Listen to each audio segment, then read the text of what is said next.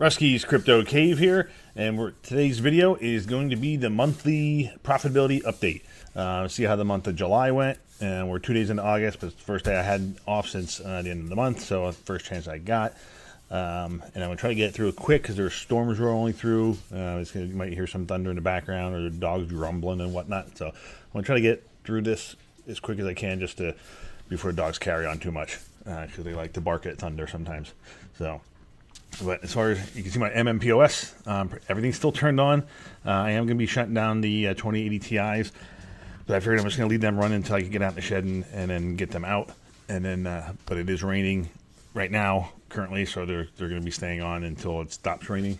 So I don't feel like going out in the rain and getting wet. So they get a little bit of a reprieve. I probably could just shut them down the other night at the end of the month like I was going to, but it didn't. They're still going. They're still on Dynex to Raven on Unmineable, and is stacking some extra Raven coin. But the crypto market has been shitty. It's been getting shellacked the last few days.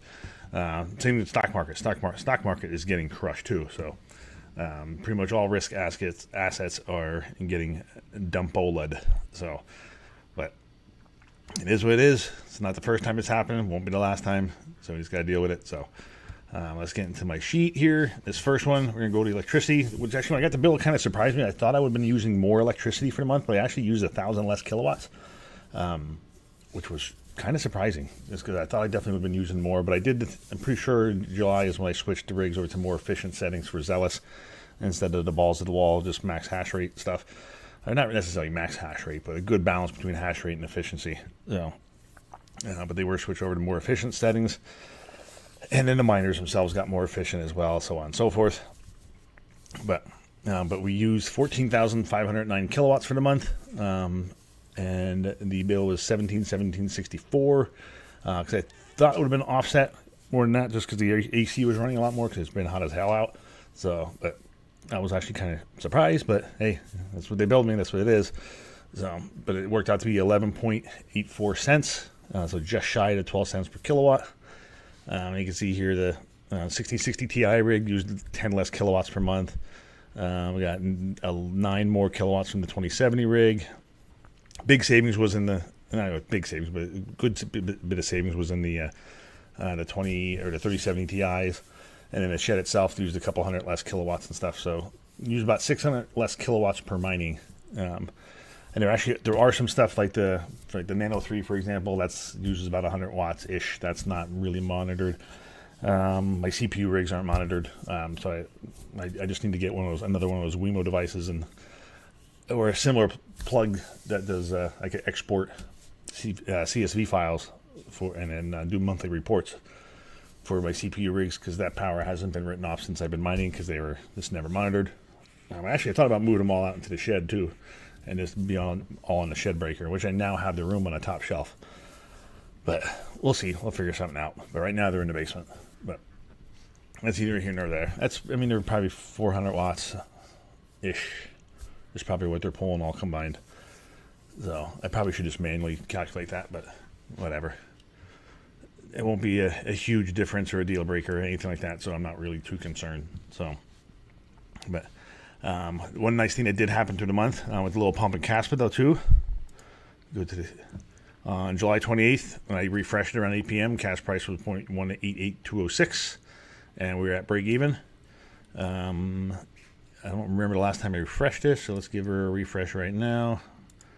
I mean, Caspa was over 20 cents. I'm going to assume it's under 20 cents now, but oh yeah, little dumpola, but still 4,500. Or KS2 broke even as far as the current value of the Caspa that it has mined, not taking into account electricity or anything like that either.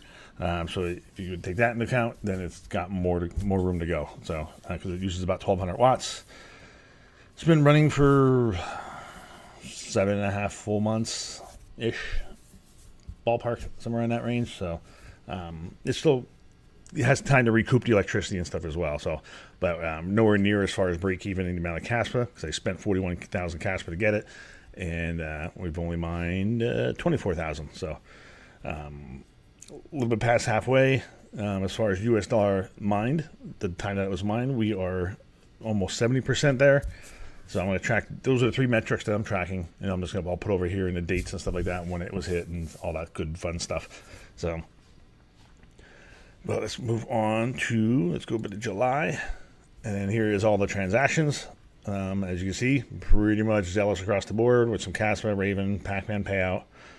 Cardano, that's the CPU miners are still on RandomX to Unmineable, getting paid out in Cardano. And the Raven payouts are from the 20 series rigs on Unmineable as well.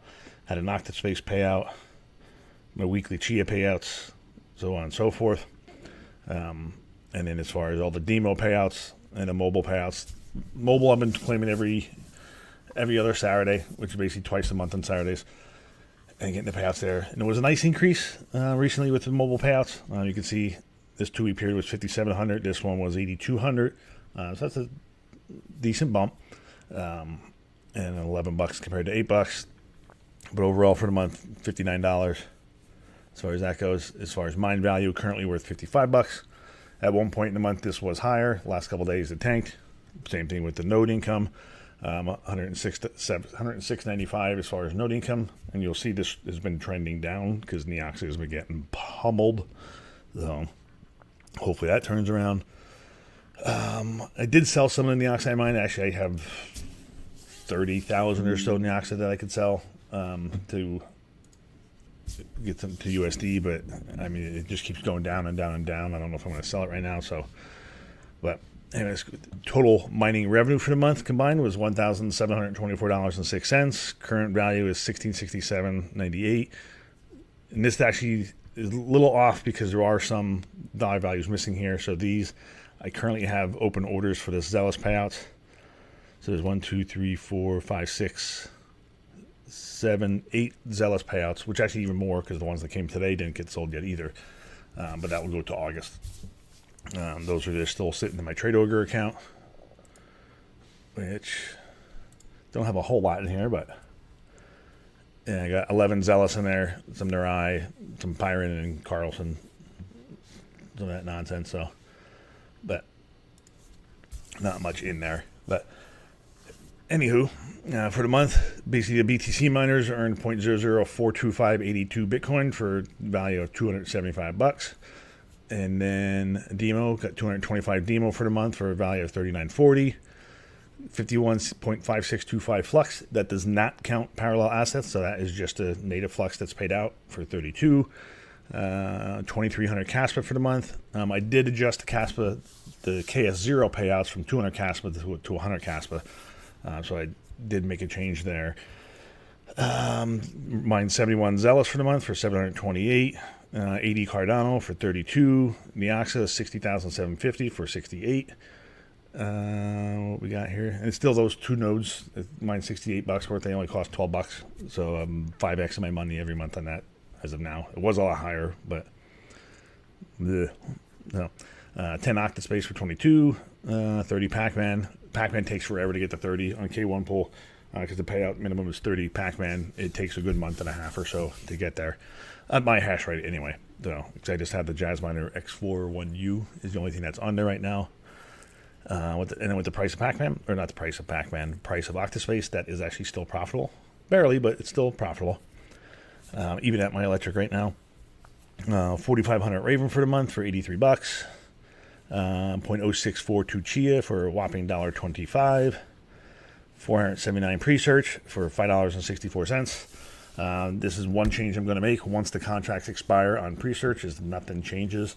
I am probably just going to consolidate all that pre-search onto the Raspberry Pi node I'm running at home and not pay the $2 a month to run those. Just because, as you can see, at $5.64, I'm losing 36 cents a month basically to run those nodes. But they're already paid for with a year-long subscription, so it is what it is. First one expires in January, and I think the other 2 are March. So more than likely, we're just going to let them expire and move on. And I'll just run them all on the Pi. And I've been actually adding more to search staking. So when I use pre-search to stake, you earn pre-search that way too. I've been actually adding more to that than to additional staking for each node. And then the last coin here is mobile, 14,000 mobile for the month, which if you look to June, yeah, it's a 50% increase over June. There was a nice increase with the helium improvement protocols and stuff like that to the different miners, which actually I have to look to see if, because the other day my outdoor Wi-Fi one was down, did not earn. I had to look to see what the issue was. I guess it was having a problem getting a signal or something or whatever, but anyway. So that is all the revenue for the month. And let's go towards income statement. And I'll zoom in here, but the hosting fees in the middle, pre-search, like I said, I got 3 of them hosted on node orbits. They are currently not profitable to run, so they are earning less than it cost me.